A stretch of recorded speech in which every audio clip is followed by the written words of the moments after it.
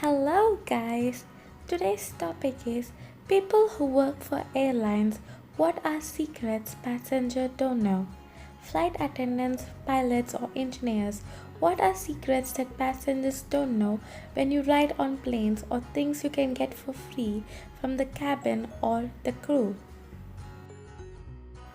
You are able to unlock airplane lavatories from the outside. There is usually a lock mechanism concealed behind the no smoking badge on the door. Just lift the flap up and slide the ball to unlock. Now I can open the door on people sitting in a stall smaller than a phone booth while I'm surrounded by people. Thanks, guy. Or snap. A photo of Billy Idol initiating someone into the Mile High Club.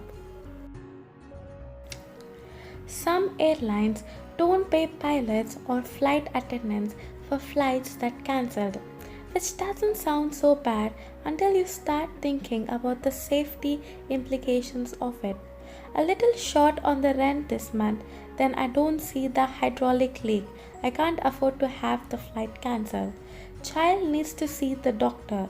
Maybe I don't report the torn up carpet that you might trip on in an evacuation because carpet takes too long to replace, so the flight would cancel. Not saying this happens all the time because most crews are true professionals and can put their job ahead of their paycheck, but it happens enough to give you the goosebumps. Throw in some seriously low pay, sub 20k a year for many first year pilots, and you've got a subtle incentive to overlook safety issues. 20k a year starting? My god, I pull in twice that and I'm an unskilled laborer. Bring an unopened bag of or box of chocolates for the flight crew, especially long flights. They'll treat you like a king for the whole flight. Chocolates is like catnip for people. How does one execute this chocolate handoff? Like when you first board, I've never bribed anyone. There is always at least one at the front of the plane to greet you. Hand them the chocolates and say, "This is a long flight. You're going to need something to stay sweet." Boom, their panties are wet and so is your scotch glass. Definitely trying this for my flight tomorrow. Edit. Boarding now, I'll update again when I land. Edit 2. Landed. I gave the person in the front a box of assorted chocolates. Keep in mind that this plane was not full. Before we took off, I was approached by one of the attendants and they said there were some empty first class seats and they upgraded me for free. I was offered 2 complimentary glasses of wine and was checked up on probably 10 times. To tell you, it worked. I used to be an aircraft mechanic. You'd be amazed at what you don't really need to make a plane fly. Example: pilots. Basically, most systems are redundant. Radio is out, cool, you have another one. Depending on the aircraft and flight characteristics, radar doesn't even have to work. I doubt that any airline could put one in the air without radar, but it's possible in some cases. We used to let planes fly without non-essential instrumental or secondary navigation system all the time. My sister is a flight attendant. She says after she tells everyone to turn off all electronics, she goes to the back and pulls out a phone and starts texting. Electronics do absolutely nothing to a plane. Your phone or iPad or laptop isn't going to make the plane magically drop out of the sky. It's not going to suddenly make the navigation system go offline. Planes have triple redundancy in every system. Also, all of the sensitive electronics are so heavy shielded against the radiation that the atmosphere produces, which is several factors stronger than your iPhone, so you don't have to worry. Source: I'm an aerospace engineer and also the asshole that texts from 35,000 feet. Will probably get buried, but I'm an aircraft fueler. One thing I cannot stress enough is how your pets are treated. While your airline will take the best possible actions, some things cannot be avoided, like the noise on the ramp. I cannot stand out there without ear protection, and imagine your pet sitting out there on the ramp waiting to be loaded onto the plane, being exposed to the same amount of noise I am. Please, people, think twice before flying your pets. I flew my two cats 2 hours north, so it wasn't a long flight, and they were petrified both before and after the flight. I felt like such a bastard. They didn't come out from under the couch for at least a week. They even ate down there and were so scared they were trembling the whole time. I'll never fly a pet again after that. I had no idea it would be that traumatic for them. Aerospace fastener protection here. Nobody ever asks what is actually holding the plane together. Don't worry about it. Duct tape and good wishes. Went skydiving once and the plane wings had duct tape and electrical tape everywhere. Inside holding the upholstery on too. The pilot was pretty cool. We were chatting about it later. After we got in the air, he saw a lot people pointing to the tape and made an announcement over the headphones that he's the only one allowed to worry about the duct tape because he's the only one without a parachute. Fun fact, the plane crashed a few weeks later and there were some fatalities. Posted this in a similar thread a while back.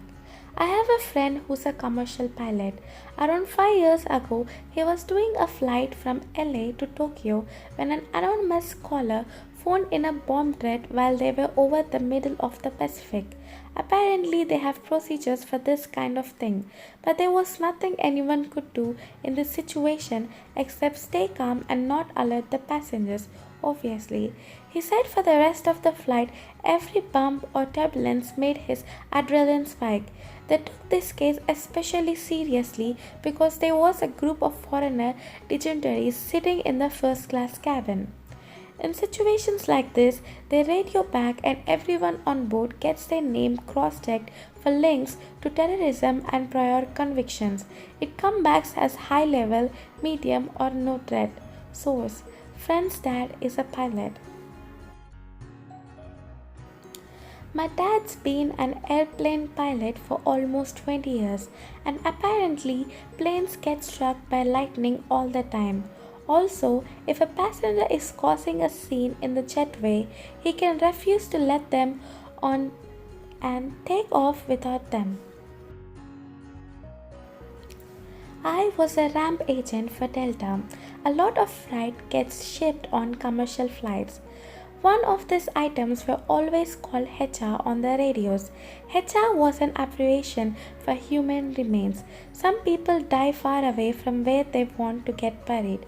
They're packed in wood-framed boxes, so you would never know what was inside except by the strange shape of them. They were a bitch to handle. People weigh a bed. Add a casket and shipping container and you're looking at anywhere from 250 to 400 pounds. Although the bin doors tend to be pretty narrow, wrestling these things out of the plane was always a giant pain in the ass. HR in the middle bin of a Mad Dog MD-90 ducked that. If you hear about an HR while flying Delta, it means there's a dead body in cargo. You can bring mini bottles of liquor through TSA. If you want to save some dough but still booze a mile high, bring a few along. I miss the days of being able to bring handles of booze through security. Thanks, Bin Laden. The air inside the jet engine of an airplane is hotter than the melting point of any component of the engine. But thankfully, due to amazing engineering, the components themselves don't get to that temperature. Passenger weighing in. If you have a musical instrument, never check it. Take it to the gate with you. If they don't have room on the plane, then they can gate check it and put it on the last. When you deboard on your next stop, it will be waiting for you as soon as you exit the plane. This will get buried, but there are cracks all over the turbine blades. Crack growth is a pretty well characterized science and part of the point of the inspections. Every X flight is to make sure the cracks haven't grown to a point where they're actually concerning. They'll take a look at them, measure them, and if they think they still have, say, 2000 hours until failure, they'll send the plane back out and check it in a few hundred hours of use. When a plane is landing at night, they dim the interior lights in case you need to evacuate upon landing. Your eyes are already adjusted to the darkness, so you'll be able to see better once outside the plane. I always thought it was so you'd fall asleep just as the ground violently comes up to meet you. If you give us flight attendants your magazines, we will love you. Is guns and ammo okay? Give those to the air marshals. You can find them by looking for the guy reading SWAT magazine and wearing sunglasses in economy.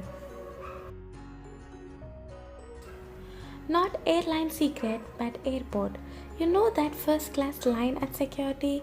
Yeah, that's an airline thing, not TSA. Economy passenger, TSA doesn't care. Step right up. Damn, I hope this is true because I don't want to go into that line only to be turned away and have to do a walk of shame to join the pro-literate in the line of underachievers. Women, if you pack a toy in your bag, take the batteries out. Because if I'm loading bag and I hear it vibrating, I have to tell my lead. Then my lead has to come pull you off the aircraft and you have to open your bag and turn off your toy in front of a bunch of giggling grown-ass men. I don't work anywhere near airplanes, but I read a lot. I recently read a book with this interesting tidbit. The stewardess' job is not to fetch you drinks or a blanket, it's to keep the passengers safe. In addition to emergency procedures, they are trained to size up every passenger that comes abroad for signs of trouble or in case they need to recruit help in an emergency. If you are a fit male passenger, the stewardess has memorized where you are sitting. Thank you for watching. Please like and subscribe.